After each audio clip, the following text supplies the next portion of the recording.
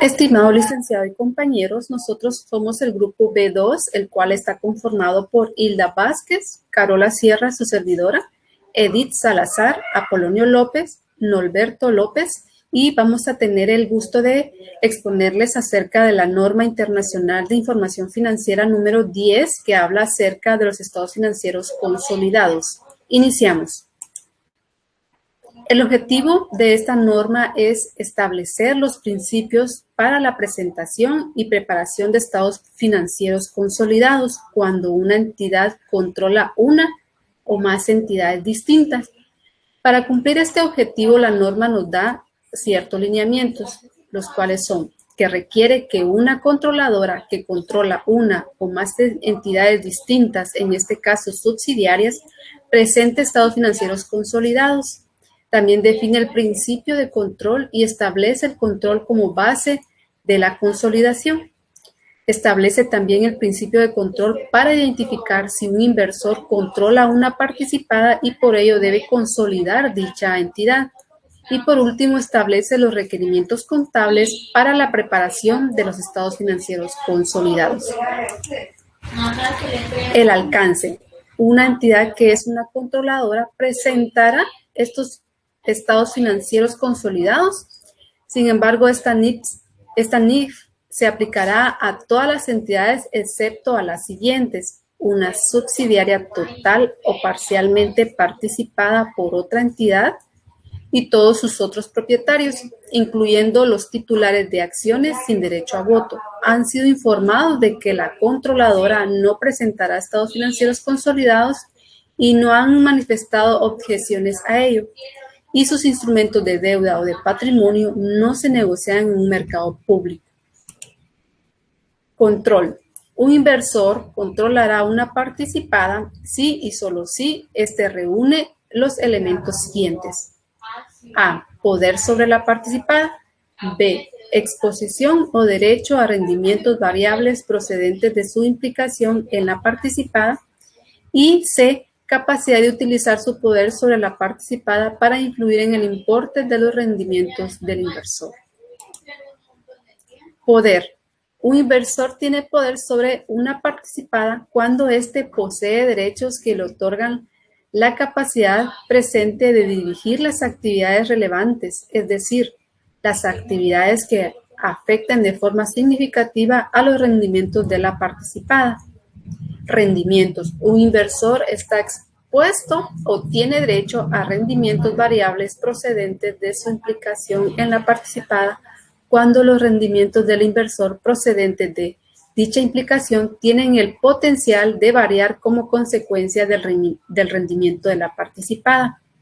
Y tenemos también vinculación entre el poder y rendimiento, en el cual un inversor controla una participada si el inversor no tiene solo poder sobre la participada y exposición o derechos a rendimientos variables procedentes de su implicación en la participada, sino que también tiene la capacidad de utilizar su poder para influir en los rendimientos del inversor como consecuencia de dicha implicación en la participada. Los dejo con mi compañera. Buenos días, continuando con la presentación de la NIF 10, tenemos los derechos que otorgan poder a un inversor sobre una participada.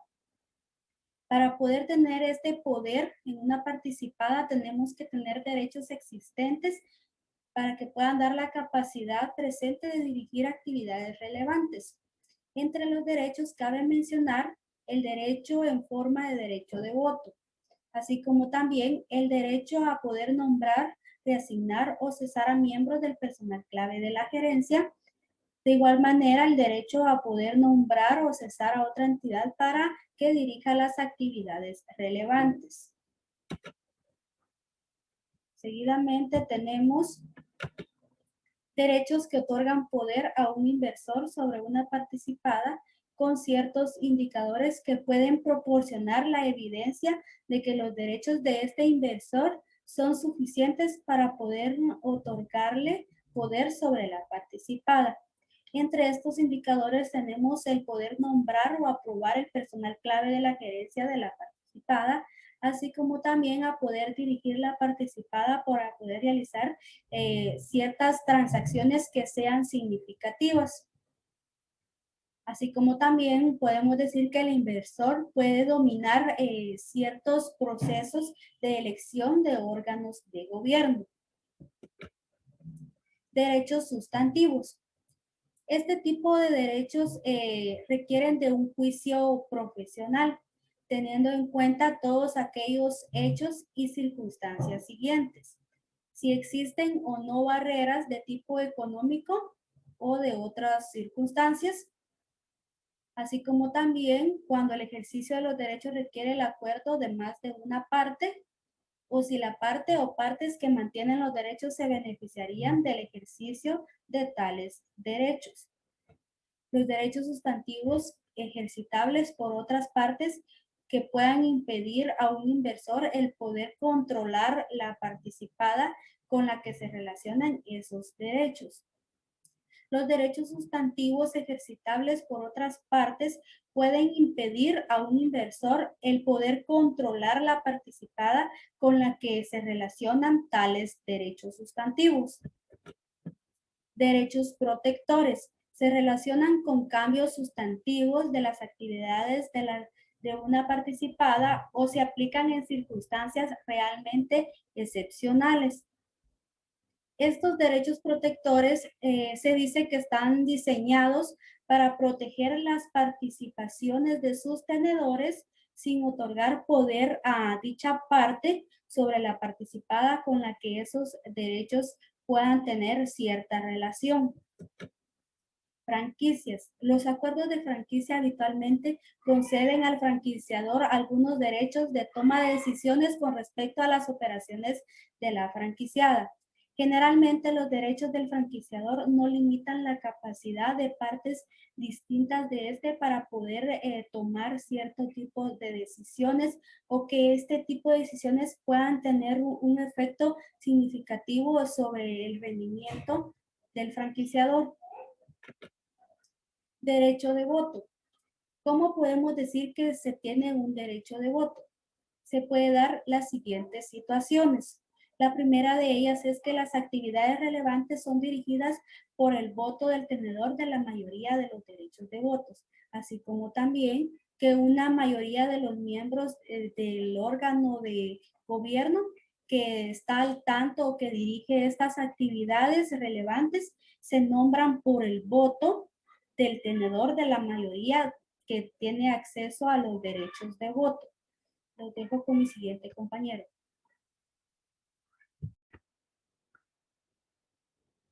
Poder cuando los derechos de voto no tienen un efecto significativo sobre los rendimientos de la participada. La participada puede estar diseñada de forma que la dirección de sus actividades y su rendimiento estén predeterminados, a menos hasta que surjan esas circunstancias particulares o tengan lugar los sucesos. Exposición o derechos a rendimientos variables de la participada. Evaluará si los rendimientos procedentes de una participada son variables y la forma en que estos están a la base de la esencia del acuerdo independientemente de la forma legal. Vinculación entre poder y rendimiento. Es una parte dedicada principalmente a actuar en nombre y a beneficio de otra parte y por ello no controla la participada cuando ejerce su autoridad para tomar decisiones. Remuneración de quien toma decisiones es acorde con los servicios prestados. El acuerdo de remuneración incluye solo cláusulas, condiciones y importes que están presentes habitualmente en acuerdos para servicios similares y el nivel de formación se ha negociado sobre una base de dependencia. Exposición a la variabilidad de rendimientos procedentes de otras participaciones. Esta evaluación se realizará principalmente sobre la base de los rendimientos esperados de las actividades de la participada, pero sin ignorar la exposición máxima de quien toma decisiones a la variabilidad de los rendimientos de la participada a través de otras participaciones que mantenga toma de decisiones.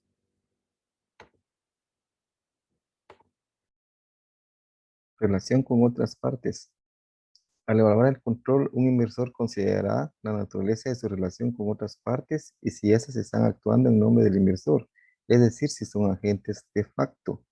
La determinación de que si otras partes están actuando como agentes de facto requiere de un juicio profesional, considerando no solo la naturaleza de la relación, sino también la forma en que éstas se interactúan con el inversor. Una parte es un agente de facto cuando el inversor tiene o tienen los que dirigen las actividades del inversor la capacidad de dirigir a esa parte para que actúe en su nombre. En este caso, esta relación no necesita involucrar un acuerdo contractual. En algunas circunstancias, el inversor debe considerar los derechos de toma de decisiones, eh, su exposición directa, derechos a rendimientos variables a través del agente de facto. Determinación si una entidad es una entidad de inversión. La definición de una entidad de inversión requiere que el propósito de la entidad sea invertir únicamente para apreciación del capital o ingresos de inversiones. En ese caso, por ejemplo, serían los dividendos, intereses o ingresos por alquileres. Una entidad de inversión puede prestar servicios relacionados con inversión a terceros, por ejemplo, servicios de asesoría de inversiones, de gestión de inversiones, apoyo a la inversión administrativas, ya sea directamente o a través de una subsidiaria. Una entidad de inversión puede participar también en las siguientes actividades relacionadas con inversiones, bien directamente a través de una subsidiaria, si estas actividades se llevan a cabo para maximizar el rendimiento de la inversión. Medición del valor razonable. Un elemento esencial de la definición de una entidad de inversión es que se mida y evalúe de rendimiento de prácticamente todas sus inversiones sobre la base del valor razonable, porque el uso del valor razonable da lugar a una información más relevante. Eh, En este caso, por ejemplo, la consolidación de sus subsidiarias o la utilización del método de participación para sus participantes en asociadas o en negocios conjuntos. Esto es para demostrar que cumple este elemento de la definición de una entidad de inversión. Requerimientos de contabilización. En este caso se tendrán tres actividades. A, combinan partidas similares de activos, pasivos, patrimonios, ingresos y gastos y flujos de efectivo de la controladora con las subsidiarias. Compensan, en este caso eliminan el importe en libros de la inversión de la controladora en cada subsidiaria y la parte de la controladora en el patrimonio de cada subsidiaria. C, eliminan en su totalidad los activos y pasivos, patrimonios, ingresos y gastos y los flujos de efectivo intragrupos relacionados con la transacción entre las entidades del grupo. ¿Qué pasa cuando una controladora pierde el control de una subsidiaria? Primero dará de baja las cuentas. ¿Qué cuentas? Las cuentas de activo, que estas están incluyendo la plusvalía, y las cuentas de pasivo de la subsidiaria por su importe en libros en la fecha en que se perdió el control y el importe en libros de todas las participaciones no controladas en la anterior subsidiaria en la que se perdió el control. Esto que se incluye todos los componentes de otro resultado integral atribuibles a las mismas. 2. Reconocerá el valor razonable. Esta cuando sea recibida si lo hubiera por las transacciones, sucesos o circunstancias que dieran lugar a la pérdida del control, o cuando las transacciones conlleven a una distribución de acciones de la subsidiaria a los propietarios en su condición de tales, o cuando la inversión conserve en la que anteriormente fue subsidiaria por su valor razonable en la fecha en que se pierde el control. 3. Clasificará el resultado del periodo o transferirá directamente a las ganancias acumuladas si se requiere por organismos los importes reconocidos en otro resultado integral en relación con la subsidiaria sobre la base descrita en los párrafos de 99 y reconocerá toda la diferencia resultante como ganancia o pérdida en el periodo resultado del periodo atribuible a la controladora. Si una controladora pierde el control de una subsidiaria, la primera contabilizará todos los importes anteriormente reconocidos en otro resultado integral en relación a esa subsidiaria sobre la misma base en que se había requerido el control y la controladora hubiera dispuesto los activos o pasivos relacionados. La controladora reclasificará la ganancia o pérdida del patrimonio al resultado del periodo como un ajuste o reclasificar. La controladora transferirá el superávit de revaluación directamente a las ganancias acumuladas. Cuando contabilizamos un cambio en el estatus de una entidad de inversión, cuando una entidad deja de ser una entidad de inversión, aplicará la ley 3, cualquier subsidiaria que ésta fuera medida anteriormente al valor razonable o con cambios en el resultado. De acuerdo a la fecha de cambio del estatus será la fecha de adquisición atribuible. O cuando una entidad se convierte en una entidad de inversión, como por ejemplo esta de cesar o consolidar a sus subsidiarios en la fecha de cambio del estatus, o por cualquier subsidiaria continuada consolidada. Transición. Aplicación retroactiva de la NIC 8. Cuando hablamos de la transición, vamos a aplicar la NIC 8, cambios en las políticas contables. Una necesitará presentar únicamente la información cuantitativa requerida en el párrafo 28 de la NIC 8. Referencias al periodo inmediato anterior. A pesar de las referencias al periodo anual inmediato que precede la fecha de aplicación inicial, una entidad puede también presentar información comparativa ajustada para periodos anteriores presentados, pero no se requiere que lo haga.